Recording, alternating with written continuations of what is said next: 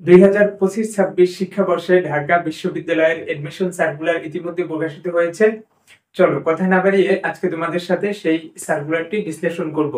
তোমার কত জিপিএ লাগবে, কত টাকা লাগবে, কিভাবে আবেদন করবা, কবে ভর্তি পরীক্ষা হবে, মানবন্টন কি ইত্যাদি সকল বিষয় খুঁটিনাটি এই ভিডিওতে পাবা। চলো কথা না বাড়িয়ে শুরু করা যাক। প্রথমেই আসি যে আবেদন যোগ্যতাটা কি, কারণ আবেদন করতে না পারলে, তোমার যোগ্যতা না থাকলে তো আর কোনো কিছুই দেখে লাভ নাই। তো বিজ্ঞান ইউনিটের জন্য, এই ইউনিটের জন্য আবেদন যোগ্যতা হলো 8, মানে তোমার এসএসসি এসএসসি মিলে জিপিএ 8 লাগবে এবং আলাদা আলাদা ভাবে 3.5 3.5 দুইটাতে লাগবে। 8 লাগবে প্লাস আলাদা আলাদা মিনিমাম 3.5 3.5 লাগবে। এখন তোমার কোনোভাবে 8 হইছে কিন্তু একটাতে এসএসসি তে বা এসএসসি তে 3.5 নাই, আরো কম আছে, সেক্ষেত্রে তুমি আবেদন করতে পারবে না। এবং ব্যবসায় শিক্ষা ইউনিট এবং কলা, আইন ও সামাজিক বিজ্ঞান অনুষদের জন্য তোমার সিজিপিএ লাগবে 7.5 এবং প্রতিটাতে আলাদা করে 3 করে লাগবে। চারুকলা ইউনিটের জন্য লাগবে 6.5 এবং সেটার জন্য আলাদা করে 3 করে লাগবে। তো মোটামুটি সবগুলাতে 3 করে লাগবে। আর বিজ্ঞানের জন্য 3.5 করে লাগবে। বিজ্ঞানের জন্য মোট 8, ব্যবসায় শিক্ষা এবং কলা, আইন ও সামাজিক বিজ্ঞান অনুষদের জন্য হচ্ছে 3.5, এই 7.5, আর চারুকলার জন্য লাগবে 6.5। এরপর আসে আবেদনের তারিখ ও ফি। আবেদনের তারিখটা খুবই তোমাদের জন্য গুরুত্বপূর্ণ। তোমরা যত সম্ভব তাড়াতাড়ি আবেদন করবে, তাহলে তোমাদের সিটটা খুব বেশি দূরে পড়বে না। হ্যাঁ, সেক্ষেত্রে তোমার 29 অক্টোবর দুপুর 12টা থেকে আবেদন শুরু। 29 অক্টোবর। আর নভেম্বরের 16 তারিখ, 16 নভেম্বর রাত 12টা পর্যন্ত আবেদন করা যাবে। তোমরা কোনো সমস্যা না থাকলে কেউই আবেদন করতে দেরি করবা না, তাহলে একটু সমস্যায় তো পড়তেই পারো। আবেদন করতে 1050 টাকা লাগবে, সেক্ষেত্রে মোবাইল ব্যাংকিং এর মাধ্যমেও তুমি পারবা।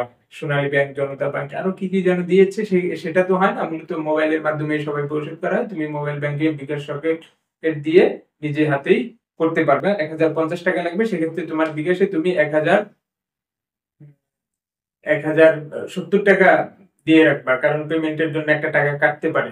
হ্যাঁ, এটা তুমি আগেই লাগবে, বিকাশে রেখে দিবা।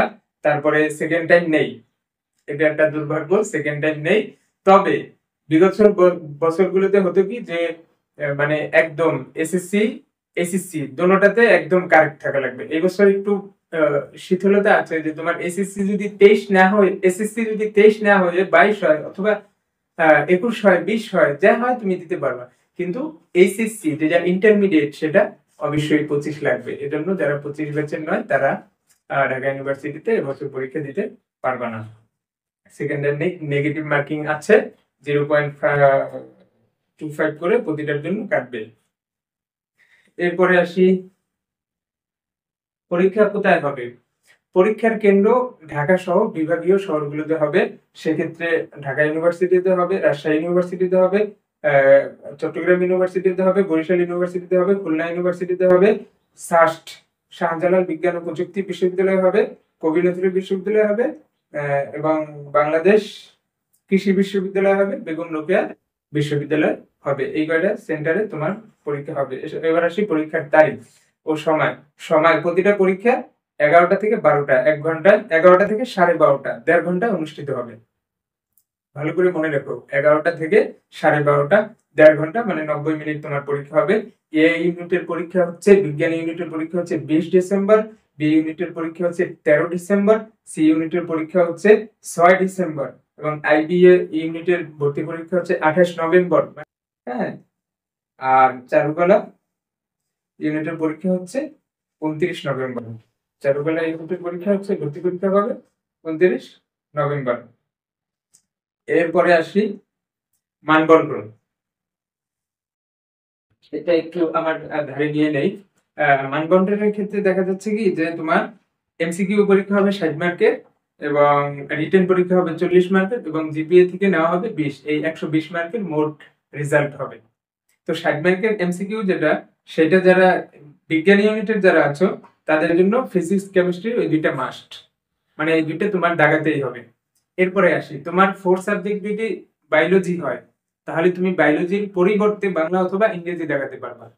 আর তোমার 4 সাবজেক্ট যদি হায়ার ম্যাথ হয় তাহলে তুমি হায়ার ম্যাথের পরিবর্তে বাংলা অথবা ইংরেজি দেখাতে পারবা। ধরে নিই তোমার 4 সাবজেক্ট ম্যাথ, যেটা আমার ছিল, তো তাহলে তুমি কি করবা? তুমি ম্যাথ দাগাতে চাচ্ছ, 4 সাবজেক্ট ম্যাথ দাগাতে চাচ্ছ না, তাহলে তুমি দাগাবা ফিজিক্স, কেমিস্ট্রি, বায়োলজি, এই তিনটা মাস্ট।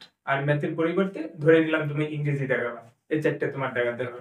আবার তুমি বায়োলজি 4 সাবজেক্ট, বায়োলজি দাগাতে চাচ্ছ না, তাহলে ফিজিক্স, কেমিস্ট্রি, ম্যাথ, আর সাথে তুমি ওই দুই বাংলা ইংরেজির মধ্যে একটা দাগাবা। সেক্ষেত্রে 15 মার্কের করে এমসিকিউ হবে এবং 10 মার্ক করে রিটেন পরীক্ষা হবে। আর তোমার যেটা পি ইউনিট, যেটা সেখানে বাংলা 15 মার্ক, ইংলিশ 15 মার্ক এবং জেনারেল নলেজ থেকে 30 মার্ক, এই 60 মার্কের হবে এমসিকিউ। আর রিটেন হবে বাংলা 20 মার্ক, ইংলিশ 20 মার্ক, এই 40 মার্ক। জেনারেল নলেজের কোনো রিটেন হবে না। এরপরে আসি বিজনেস স্টাডিজে, মানে ব্যবসায় শিক্ষার জন্য। সেখানে বাংলা হবে, বাংলা এমসিকিউটা আগে বলি। বাংলা এমসিকিউ 12, ইংলিশে 12, অ্যাকাউন্টিং এ 12, বিজনেস পলিসি এন্ড এটার হচ্ছে তোমার 12, এবং প্রোডাকশন ম্যানেজমেন্ট এন্ড মার্কেটিং এটা হচ্ছে 12। আর রিটেনে প্রতিটায় 8 করে। এই মোট তোমার 100 মার্কের ভর্তি পরীক্ষা বুঝে নিও। তো আশা করি তোমাদের সার্কুলারের প্রত্যেকটা ইম্পর্টেন্ট বিষয় জানিয়ে দিচ্ছি। আবার একটু আবেদন যোগ্যতা প্রথমে দেখে নিও। ভর্তি পরীক্ষার তারিখ হচ্ছে A unit 20 December, B unit 13 December, C unit 6 December, IB unit 28 November. এই পরীক্ষাটা হবে 10টা থেকে 12টা। আইবি ইউনিটের এই পরীক্ষাটা হবে 10টা থেকে 12টা। চারুকলা ইউনিট 9 ডিসেম্বর। এবং পরীক্ষার কেন্দ্র হবে বিভাগীয় শহরগুলোতে। নেগেটিভ মার্কিং আছে, সেকেন্ড টাইম নেই। এবং মানবন্টন হবে এমসিকিউ 60, রিটেন 40, জিপিএ 20, মোট 120 মার্কের পরীক্ষা হবে। এর উপর ভিত্তি করে রেজাল্ট প্রকাশ করা হবে। এরপরও আর কিছু জানার থাকলে তোমরা জানিয়ে দিও। আর আবেদন করতে আমার এই পেজে ফলো করো। কারণ কি, তুমি যদি দোকানে যে আবেদন করতে যাও তোমার 100 টাকা চলে যাবে। তো এই ভর্তি পরীক্ষার সময় তুমি ধরো 10টা আবেদন তোমার করা লাগবে, 10টা আবেদনে কিন্তু তোমার 1000 টাকা বাড়তি চলে যাবে। তো আমি এই আমার পেজে, আমার এই ইউটিউব চ্যানেলে আমি প্রতিটা বিশ্ববিদ্যালয়ের আবেদন প্রক্রিয়া দেখাই দিব। তোমরা নিজে ঘরে বসে মোবাইলে আবেদন করবা, সেক্ষেত্রে তোমার সময়ও নষ্ট হবে না, টাকাও নষ্ট হবে না। নিজের মোবাইলের মাধ্যমে সবকিছু করতে পারবে, একদম নিজে ভালোভাবে দেখে দেখে করতে পারবে। এজন্য আমার এই পেজটাতে ফলো করো। কোনো কিছু থাকলে জিজ্ঞাসা করো, ভিডিও দেখে একদম যত তাড়াতাড়ি সম্ভব আবেদন করে ফেলবা। আজকে এখানেই বিদায় নিচ্ছি। আরো কিছু জানার থাকলে কমেন্ট বক্সে অথবা ইনবক্স করো।